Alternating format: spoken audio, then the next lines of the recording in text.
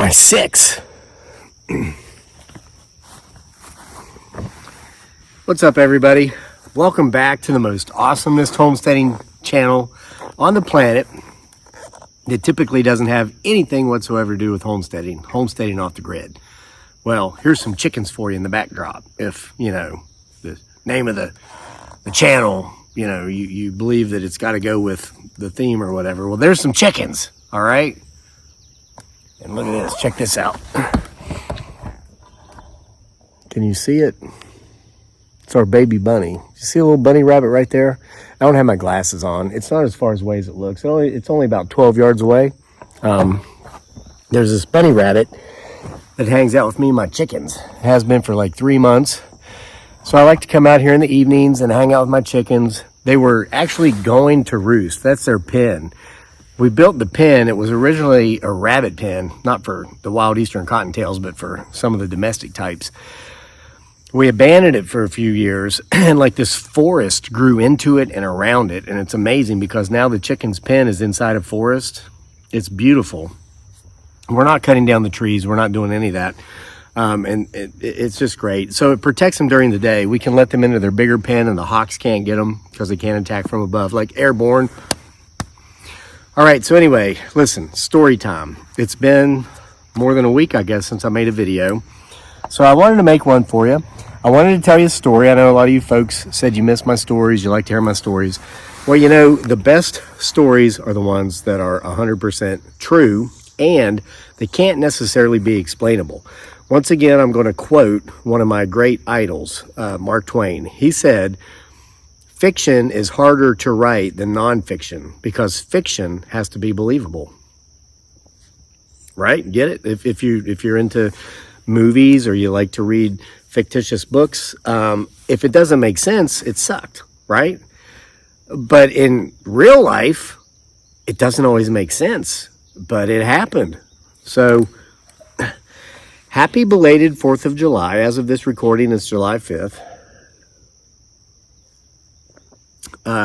What an amazing gathering I went to last night.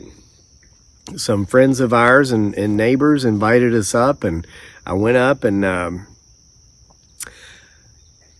got to give a shout out. My buddy Peter got the most amazing fireworks display that, like, I don't know how he did this. He fused them together with wires and electronics and all this stuff for like a month before the 4th. And so in a friend and neighbor's backyard last night, I saw the most amazing fireworks show I've ever seen in my life. And I was at the fireworks show in Manila on New Year's Eve. I've seen the fireworks in DC. This was amazing. I couldn't believe I was seeing this in like my buddy / neighbor's backyard. It was crazy. So anyway, I hope you had a good 4th. Hope you stayed safe. So while I was up there though, a conversation came up, and this is what I'm here to talk to you about today. This is a story, so to say. This, you know, breaking news: UFO spotted in, you know, Virginia or whatever in the U.S. Because you hear these all the time. You know, we all remember us children of the '80s, Gen Xers, going through the grocery store checkout lines when we were kids and just reading the tabloids. You know, this happened. This happened 3 nights ago. So there's something that my son Daniel and I really like to do at night, and that is to sit on the front porch and play guitar and sing. Listen, we don't have a television in our house. Now, Daniel has an LED flat screen for video games, none of which are violent, none of which are war-related, and of which he's monitored heavily. He's not allowed to use them during the week. On the weekends, he gets 2 hours a day. Okay? And guess what? Surprise, surprise. And same thing with his cell phone. Our son's not addicted to gadgets like 99% of his peers. Go figure. So anyway, well, what's he do if he can't play video games and be on his phone and scrolling through that stupid stuff you make on Facebook that got you 1 billion views in the last month? I know, crazy. Oh my gosh. True story, true numbers. He plays guitar, and when he does use his gadgets, he doesn't go on YouTube and look at stupid people doing stupid things. He learns how to play another song that he likes. He doesn't know how to play. He'll burn up his 2 hours on that. Then he'll come out on the porch and be like, Dad, listen to this. And he'll play it and we'll sing it until we get it right. It's really amazing. Listen, man, parenting, it's not just you have a kid and then you just hang out and see what happens. It is a verb. Being a parent, the word parent, that it's a noun, but it really should be a verb. A verb. It takes action. You got to get involved. You got to say none of this crap, none of these gadgets, none of these shoot 'em up games. No. Pick up a book. Pick up a musical instrument. Pick up a ball. Get a hobby. Go outside. You know what I mean? And you've got to constantly, just work on that. It's a constant effort, because it's like, even with us as adults, it's like taking care of yourself, fitness, healthy diet, all these things. It takes constant effort. What our body wants to do naturally is sit down like I'm doing right now and not do a daggone thing. We can't let our bodies do what they want. And as parents, we can't let our children do as they want. One of my wife's pet peeves, and I'm telling you, I'm getting to the UFO story here in a minute. It's been a week. I haven't talked this much in a while. Come on. We would take Daniel when he was going to the public school. We pulled him out and homeschooled him a couple of years ago when that pronoun agenda thing started, where like a perfectly normal, whatever, 13-year-old boy could go to bed one morning and wake up the next day. And if he chose to be a perfectly normal 13-year-old girl, he could be. And if you didn't agree with it, you were a bigot. Well, that was lunacy to us. We tried to ignore it, but when his teachers started bullying him in the public school system because we wouldn't tell them what his preferred pronouns were, because we would fill out the questionnaires. Beginning of the school, they'd say, what's your child's preferred pronouns? We would skip that. And then we'd go straight to the next question, which was, what did your child do this summer? What did you do as a family that we could talk about? And so we talk about the vacation, and we'd go through, what does our child like? There were teachers who literally, because we didn't answer the question about preferred pronouns, harassed him throughout that year. And so we just pulled him out. We said, you know what? We choose not to play this game. We're not going to play it. You can't force us to play your game by harassing us because we've not played this game. And so, whatever. More on that at another point, at another time. So anyway, the other night, Daniel and I are sitting on the porch. He's playing his guitar, he's singing, and I'm sitting there on the porch, and I'm having a cold one. I worked I worked a lot that day. Yeah, like literally a lot. So sitting on the porch, he's playing his music and singing, and I'm having a cold one, and I'm singing along too when I know the words, know the lines. And I'm looking up in the sky. It was about 10 o'clock at night, and it's summer break, y'all, okay?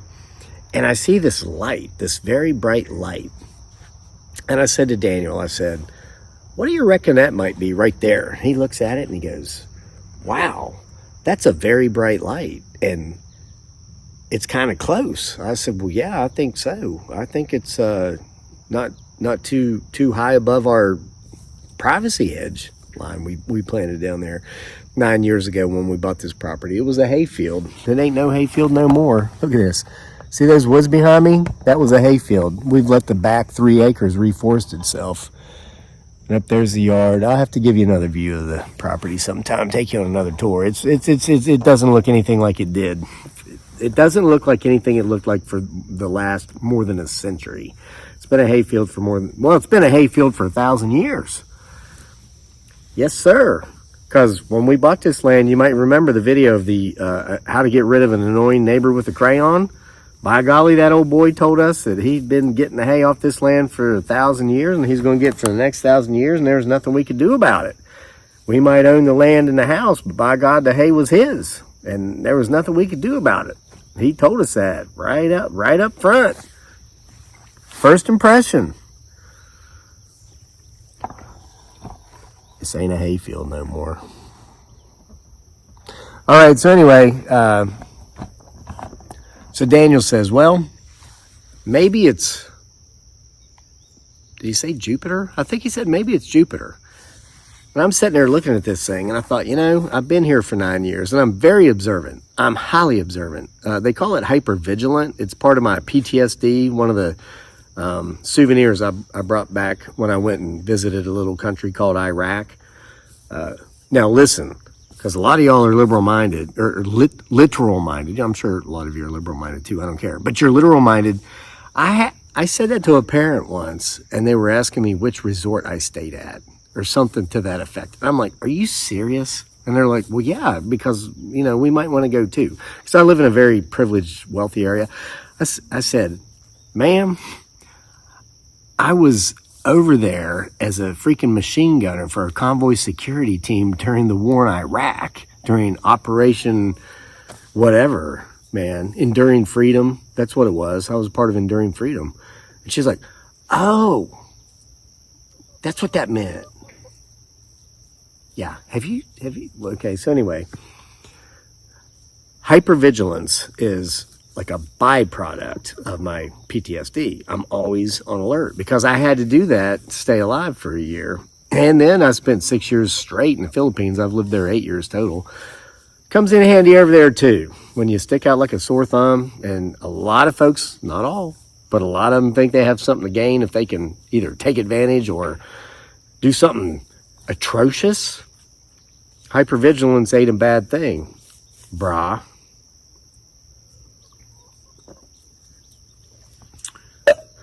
So while he's saying maybe it's Jupiter, I say to myself, well, self, and I knew it was me and this was in my mind, but it was my voice. And to make sure, I looked down, and sure enough, I was wearing my underwear. So I knew it was me. I knew it was my voice. I said, self, you've been sitting out here on this porch, in the summer having cold ones or reading books or whatever for 9 years. Have you ever seen anything that bright and that close in that position? And self, once again, I made sure. Yep. Daggone it, didn't get no new ones for Father's Day last month. So anyway, I thought, okay, so I picked up my phone and I Googled how to view Jupiter from, and I put our location in Virginia. And it said you must be looking directly southeast. Well, what we were looking at was coming directly from the directly north. And I told that to my son. I was reading. I said, look here, check it out. So he read it, and we both said, huh? And we looked back up, and that light was gone. I'll tell you, man, these girls, they're getting creeped out by this story. They're getting close, and you hear that nervous call they're doing, man? I know, it's creepy, isn't it? So the light was gone. And my son looks at me and says, oh my God, Dad, I think we just saw a UFO. And I said, I think we did too. And he runs in the house, of course, to tell his mom we just saw a UFO, and she's in there, I don't know, not believing him is what I'll say. So the next day I woke up and I thought, man, that was so strange. And I'm a huge Arthur Conan Doyle fan. He wrote the Sherlock Holmes stories. I've read all 4 of the novels, and I think there's 56 short stories. I've read 30 of those. I have the full collection. It's like this leather-bound collection, and I love it, and I need to read it more. You know what? I'm getting ready to take a trip. That was going to be a surprise, and it will be a surprise. I'll surprise you while I'm on my trip. But I'm going to need some reading material for a very long flight. Come on, like you can't figure it out. My faithfuls who have followed this channel for years. All right, I'll give you a couple of hints. 24 hours total travel time, and the longest flight, 15 hours. Oh, it sucks. It sucks. Like 6 hours into that flight, I always say to myself, why did I do this? Why did I take this trip? But once I get there, as soon as I get there, even if it's raining in Manila, hindi ko babisade, hey. Hindi ko alam Tagalog. Okay, well, that was, all right. Well, we're going to the Philippines for a couple of weeks soon. There. What was my point to that? Well, I woke up and I thought, man, we saw something strange last night. Sherlock Holmes, that's it. This has been terrible for my hypervigilance, because what I've done is I've combined my hypervigilance with Sherlock Holmes's manners of deduction, okay, or methods of deduction. And really, and I should have Googled this to make sure I quoted it accurately before starting this video, but Sherlock Holmes's method was pretty much like Occam's razor. Occam's razor, which pretty much states something to the effect of that once you rule out the impossible, whatever's left, no matter how improbable, it's probably the answer. Yeah. Yeah, man, they are creeped out, man. This is a good story. Look at these girls. I know, they're like, what happened next? What happened next? And don't tell us about one of your family members' hobbies or somewhere global you're going. Tell us, keep up with the story about the UFO. All right, just wait, brah. So the next morning, I'm thinking about this because it really it left a lasting impression on me, right? So, thinking about it over coffee, sitting on the front porch, looking at the same area, same direction, but it was daylight, it was morning. So something Sherlock Holmes would ask is he would say, okay, you've been out here for 9 years, looking that way, and you've never seen this. So the first question he would ask is, has anything changed recently that would make a profound difference in this area in the last, recent history? And I thought, that's it. I figured it out. We had some neighbors that lived right across the road from us for about 4 or 5 years. Good people, wonderful people. They moved and they stayed in the area, and it's great. I'm still going to see them. Their kids are my son's age, and they're good people. And so I'm glad they didn't leave the area. But they sold that house and they went elsewhere. Well, someone else bought the house, and I don't know them, and no offense, I don't want to know them, because listen, I have a couple firm beliefs. If you don't want to have a problem with your neighbor, the best way to do that is to not have anything to do with them. Yeah, so I'm not neighborly. A lot of folks will often say in the comment section, oh man, I wish I was your neighbor. No, you don't. You would hate me, and I would probably hate you. Listen, I bought my property and my land because this is where I want me and my family to live. I don't care about anybody. If you live 800 meters down the road from me, half a mile, so what's that have to do with me? It had nothing to do if you live next door. So now, with that said, I've met some of my neighbors that I actually like. They're not a-holes. Hasn't been the case with all of them, as you know. But that was the difference. Okay, new people, I'll just say that, new people in the area. They probably have a drone. And drones are very popular now. They're very, people use them. It's like what do you call that? Recreational drone thing. And we had that weird stuff going on earlier this year, right after last year's election, with drones that we've still not gotten to the bottom to, but where, you remember I used to talk about it a lot, and then I kind of stopped almost as if I had been, I don't want to say threatened, but almost as if it had been made clear to me that if I didn't stop talking about it, bad things might happen.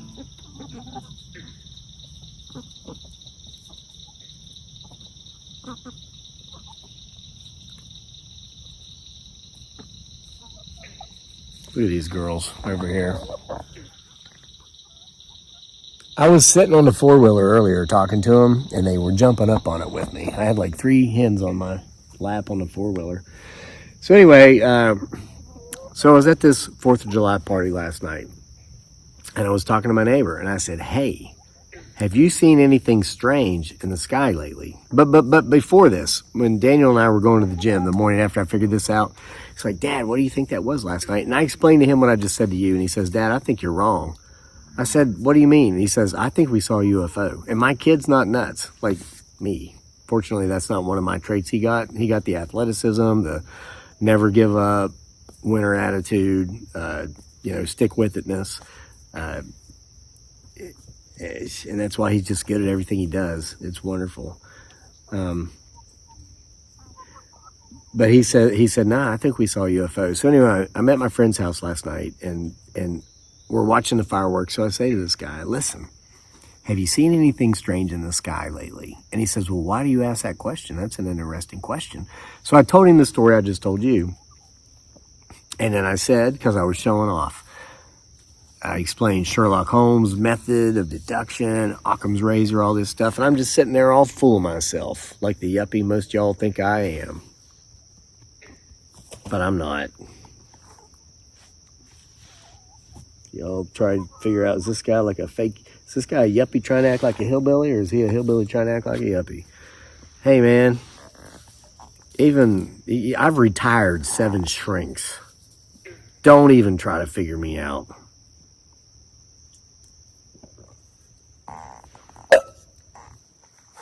All right. So he says, why do you ask that question? Told him the story, all this stuff. And he said, 3 weeks ago, he said, I saw something very similar to what you've just explained. This bright light and all this. Here's the thing, though. It wasn't due north. It was due west. So he's on the other side of the mountain as me. So he does not have... he kind of has the same neighbors, I guess, as far as the drone flies. Because I was telling my son when I thought, well, the new neighbor, maybe we were playing our music too loud. He heard us, so he sent his drone up to see what was going on over here. It made sense to me, right? Occam's razor. Sherlock Holmes, dear Watson. So anyway, my friend said he saw that thing, and he was looking at it, and he didn't take his eye off it. Like me and my son took our eyes off of it to look at my phone to see what it was saying about which direction to look at Jupiter or whatever.